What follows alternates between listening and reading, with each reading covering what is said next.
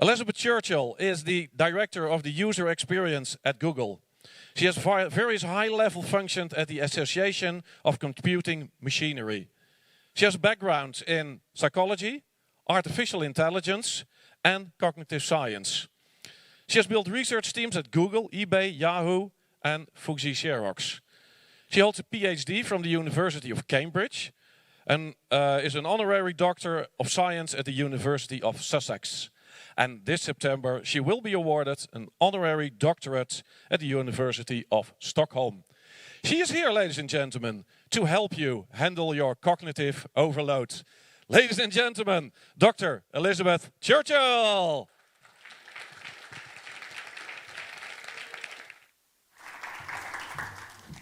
I'm not sure I'm going to help you very much, but thanks for that great introduction. And I'm just going to start my timer here. So, big data, little data. I'm going to talk quite a lot about little data, meaning our own personal data, which, as you've just discovered, can feel very large. How many notifications you had this morning. And so I do have a background in AI from a while back.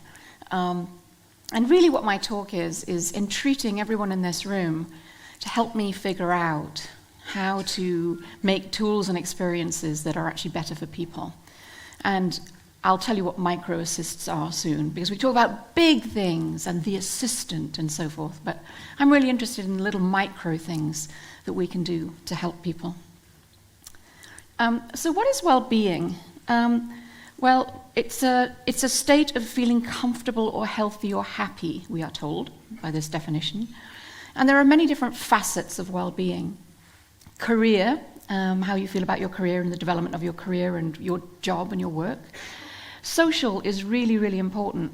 And I think what we're finding is that social in particular is really, really sticky or addictive through a lot of the devices, and many of those notifications you just talked about were social connection. Financial, of course, really matters to us. Physical health and community. And one of the things that we've been hearing a lot is that these technologies connect us, but they can also create social anxiety. We know of certain social media sites where people seem to prefer to fight rather than be positive with each other. Community can grow, but it can also be divisive. And a lot of the things that we're doing are actually potentially having negative physical effects on us. And I'm just going to touch on a few of those as I go through. So the devices, and thank you for that great exercise. What are we doing? There's a lot of discussion over the last, I would say, 3 or 4 years around technology addiction. And we know that many of the technologies and applications that we use are designed to invite us to want to come back and want to come back. And there are some very fundamental aspects of the human cognitive and physiological system that can be kind of played upon or exploited in order to get people wanting to come back all of the time. There's a great book called Addiction by Design, which is actually about slot machines in casinos and how the dopamine hit that you get when you get that little bit of a win, and then the anticipation keeps you locked in and coming back in and in. And when we actually look at what people are doing online with our devices, the average adult is 5.4 hours a day on phones and an hour or so on Facebook and Instagram. And actually, there's a whole load of people who reported that they're on like 13 hours a day and so forth, once they add up the snacking and the checking of their notifications. And of course, some people say, oh, well, you know, it's those young people. Well, if we actually look at boomers and millennials, they're not that different. And as you can see, the social really is very sticky. It's up there. It's very, very connecting to other people. So these are some of the things that we're doing. And there's a lot of discussion around well-being right now and this tech-saturated world. And we're talking about these communication devices, but there are other devices now in our homes that are maybe screenless, that are also pulling us in to think about picking up the phone and having a look at the news, for example. So in this article there's got this whole kind of layout of things that are helpful. So I just put out the more harmed than helped. They've got a lot more helped than harmed as well. Because these technologies do put us in touch with other people in positive ways. They help us go out and exercise. They help us get access to emergency services. So, they do have good aspects to them. And the thing that I'm sort of the most interested in really is this digital deficits. People's cognitive capabilities will be challenged in multiple ways, including their capacity for analytical thinking, memory, focus, creativity, reflection, and mental resilience. So for the purposes of today, these other very important things around the addiction, for example, distrust and divisiveness, and so forth, I'm not going to touch on those today because I want to stay pretty close to the experience of us as individuals and the kind of cognitive load that we're experiencing. So what does it look and feel like? Well, you just had a little bit of a taste of checking your notifications. And I'm going to show you some things, and I'm just wondering if any of these resonate with you. It turns out that even if you're not touching your phone, even if it's not in your pocket, even if it's not on, if it's just sitting there on the table, research has shown that we are tethered cognitively and emotionally to it. It's almost like it's got a charge to it that attracts us and has us basically looking at it and reaching out for it. And we're looking and we're kind of anxious, twitching. I wonder what might be going on out there in the world. So the resonance is really strong. Turns out that many, many people, how many people in this room, the last thing they do is they look at their phone before they go to sleep? Yeah, quite a few. How many people have laid next to their loved one, each with their phone? Right? Yeah, we're all doing it. Do you know what? It leads to very bad sleep, typically. So there's a huge amount of evidence that that blue light, that the stress and anxiety, that the kind of cognitive engagement you have if you're scrolling through social media or reading the news results in reduced sleep. It results in, just sort of not as restful sleep. And then there's the workplace. So if that's the sort of home, that's just general, the workplace. It is very clear that burnout is going up. Stress and burnout in the workplace has been going up enormously. And one of the reasons is that those notifications that we were just talking about, they become even more resonant, even more weighty. When what you have is, 5 different people coming through a chat channel, your Slack channel, you've got your emails going off, I actually have 2 phones, I've got work and home, and, even though I try to separate, things are still coming through. People are walking past your desk, people are interrupting you, and there's a lot of evidence that burnout in the workplace is going up and up and up because other people have so much access to us and because it's so easy to send a message and to actually shunt accountability around. So people feel like they're doing work, but they're actually just moving it around. And the amount of communication is so high and so stressful for people. There's been some fantastic work done by Gloria Mark and colleagues over several years. And they looked at email duration, batching, and self-interruption. These patterns of daily email use that you have at work or potentially at home. And they showed that this constant interruption and that addiction like we have towards our phone, that anxiety about the social responsibility, accountability, is there something else on my plate? Is the thing that I'm doing right now cognitively very hard, but I can't focus and concentrate? So I'll go and try and just check a few emails and get them out of the way. These are the kinds of strategies that seem reasonable to us in the moment, but often it's a sort of anxiety brain, and calming down and sort of slowing down is very, very hard. And Gloria and her colleagues have shown repeatedly that these kinds of engagements with email and other channels are very stressful. So one of the studies they did was they actually had people batch process They shut down email for a while, and they had a bunch of people over the course of a week doing a kind of field diary study, batched their work differently, and stress went down significantly. Feelings of productivity at the end of the day, negative self-questioning at the end of the day, feelings that you hadn't achieved as much as you wanted, that went down. When these folks were sort of forced, because of the study, to actually really engage with the task at hand. So here we've got back to that thing I was saying, this notion of cognitive capabilities going down. And a lot of it is to do with this context switching and this anxiety mind that gets triggered.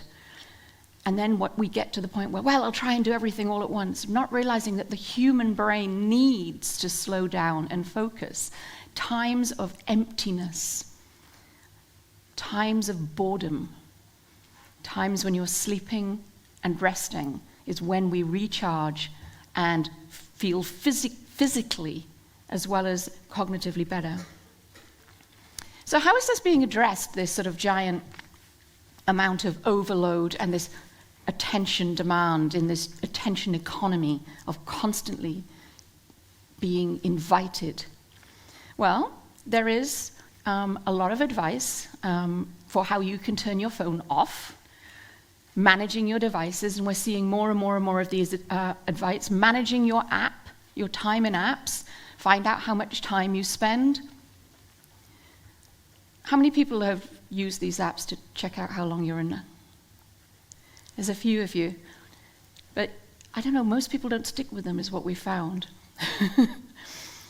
This is from my company. There's an invitation to think about, to reflect upon your use of technology and what feels right for you.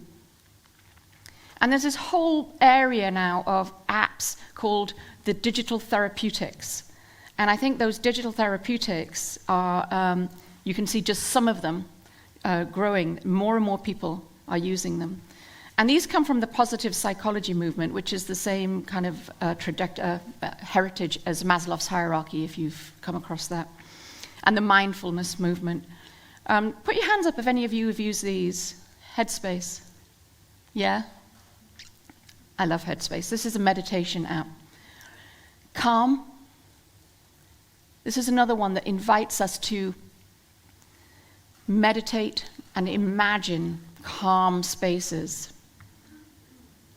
Sleepio is one which helps you understand your sleep patterns. Again, trying to get people to kind of reflect on what they're doing and how they're treating themselves and behaving.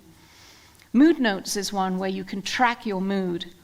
And several people that I've talked to actually track their mood around using certain kinds of social media to see if they're, happier or sadder, or more anxious or less anxious.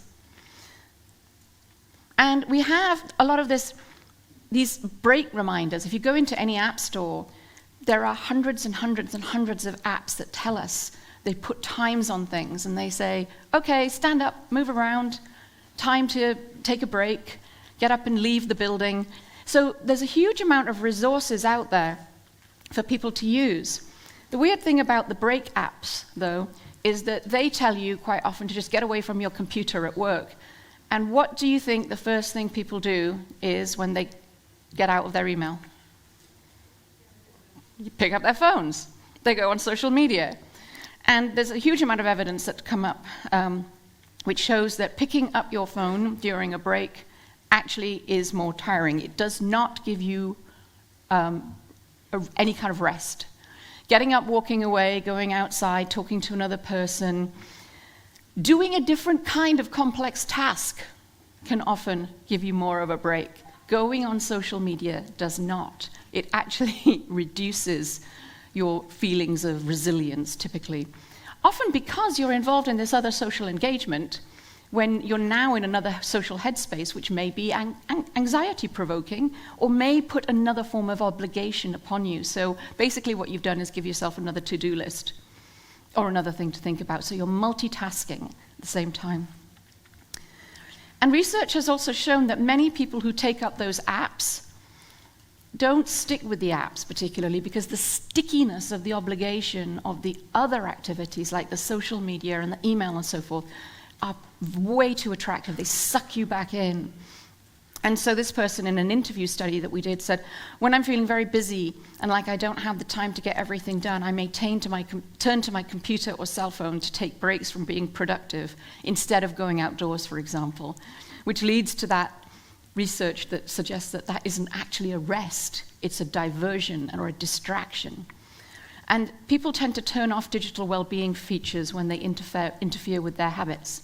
So you'll often get people saying, no, I try all of those digital well-being things, but then some incident occurs, or there's a crash at work, or something happens, or whatever. The news is suddenly even more dramatic than it has been, and people turn these things off.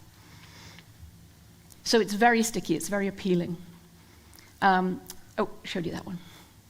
So this is one of my assists that I really like. So this is the notion of Microassists that I have. How many people use this? They sort of autocomplete in email, yeah? This for me is a great example of big AI, little AI, because predicting what kinds of things are likely to be said and then personalizing them slightly, these little kinds of assists are where I'd like us to go in the well-being space. It turns out that loads of people love this, especially on the phone, because it reduces the anxiety of typing stuff in, and it just creates something that gets you going, gets you started. It gives you a greeting. They will often get auto-filled out, and they're getting better and better, these auto-smart emails. It's like a little micro-assist. I want to tell you a story about when this was being first developed, though. We internally at Google, we dog food things, and we are often, that is, we try things out before they go out into the world. And often, especially on things like corporate mail, you'll be in a bucket where they're testing something. You're in an A/B test. You are part of this trial. So I must have been part of one of these trials very early on, because I was going to write to one of my VPs, and I started putting the name in, and then that auto-completed, which was great. But then the greeting that came up said, "Hey, beautiful." And I was not, no, I would not call him beautiful. But it was just that what had happened was that there was some corpus that had been trained, that the auto-complete had been trained on, and it was not quite the right one. And luckily, internally, I could go and talk to people about it. But that also shows you that, these things are iterated and iterated and iterated upon in interesting ways. And we have to have the right little data as well as the right big data. So this thing about habits is really important, and I want to come back to that. My biggest triumphs, this person said in an interview study, are usually when I change my thinking habits. It means a lot to me.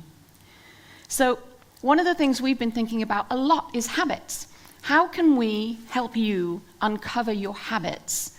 And then what could we do with big data and little data combined well to create microassists to break habits? That is my invitation to everybody in this room, and I'm going to give you some examples of what I think we could do. And I'm going to tell you a little bit about the research we do. So basically, the basic premise is most people look at their product, whether their product is an algorithm or a phone, and they see people through the lens of the product that they're building. What we're trying to do, and what we do in my team at Google, is we try to understand people like us, and then see the product through the lens of the people and their behavior, which means understanding that people are not single users, but are often in very different kinds of moods and frames of mind. The psychological state you are in the morning when you've had a good night's sleep is different from when you're tired. And ironically, one of the things that a lot of those apps require is they require you to have a routine, because actually the very moment when you need the cognitive support the most is the moment when you are least able to make the decision to get some cognitive support. That's like why the microassists are so important. Concretely, the very moment you know you should go to bed because you're really tired is the very moment you are most likely to be scrolling through mindlessly because you don't have the cognitive energy to step back. That's when a microassist might be lovely. For example, an app that turns off all social features after a certain time of day. So you're no longer stuck in the sticky of the social if what you want to do is read the news. So making features appear and go away depending on your psychological, physiological state and or intent. So this is what we're trying to do. How do people organize activities in their everyday life, online and off?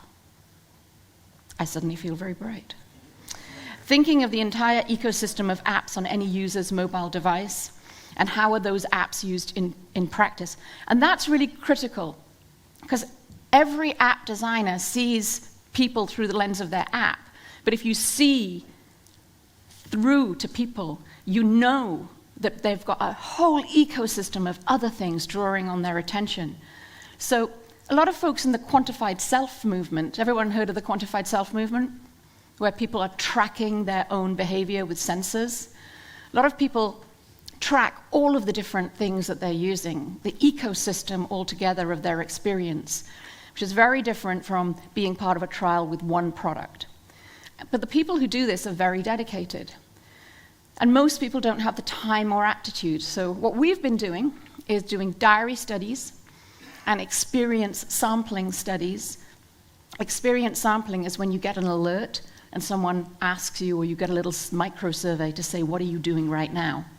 And we've done this with hundreds of people of all ages, all over the world, well, mostly in America, but we have had some folks in other places. And we log what they're doing with their consent. They're part of studies. We log everything they're doing by various tools. We gather, to us, huge data, giant data, of all the activities and how they feel about what they're doing at the time. And we create these visualizations of different apps. Each one of these is an app that's being used. This is chaining, different lily padding and chaining from one app to the next, to the next, to the next. Imagine a smart world in which all of the features you use could be assembled into one rather than up and down through every app. That would be a Microassist. And then we've started to point out this landscape of habit and intent. We want to know how someone achieves something, but also why. And here's where it starts to get really interesting. We asked people to visualize their own data. So you saw the visualizations we created. And this is a couple of studies we did with university students at the University of Washington to have them engage with their activities and the apps they use, and doing things like discovering that how the things we turn to relax sometimes cause the greatest anxiety was one insight that a person had. How the things we do frequently are layered with the things we would rather be doing or not doing. One of the things that comes out time and time again with every one of these studies is that people often are thinking about something else when they're doing these things. But they get this realization, I didn't realize how bad my habit of tabbing to Firefox every few seconds to check news sites had gotten until I tried writing with a typewriter. These habitual behaviors. So we're not often sure of what we do, but once we are, we often will change it, especially when we've got this deep engagement with the things that we do. So this habit changing, I'm just going to show you a couple of these. You don't need to look at the details, but we've started working with people to figure out where would you want something to change. And they've got a landscape of habit versus intent. So here you've got high habit, low intent. You've got high habit, high intent, a goal-directed or immersive task. And I want you to think about which ones are yours while you're here. Low habit, high intent, checking something out, or low habit, low intent. And I can share these out with you. So here are the areas. Remember I said I'm really interested in cognitive abilities. So what we want to do is try and have people choose the kinds of things and look from behavior. What's high habit, low intent? High habit, high intent. When are you really intending? When are you automatically, just habitually going back to something? And so you could see high habit, low intent is messenger, just going back, just checking. Chrome, high habit, high intent. I actually intended to go there. I needed a distraction. Low habit, high intent. Low habit, low intent, your clock. So what are the things that you want to do? And here's just our framework. So if you've got high habit and low intent, that may be just staying connected in the background. Now, these are things that we're trying to think about those microassists might help with. So if you've got something that's low habit, low intent, these are autonomous things like settings and so forth. Take those out into the background potentially. You've got things that might want you to stay driven. So these, I'm just putting these out there because it might be that they map to the kind of assistantship for the kinds of things that you build. So notification assistant would be given the highest priority here. This might be given the lowest priority.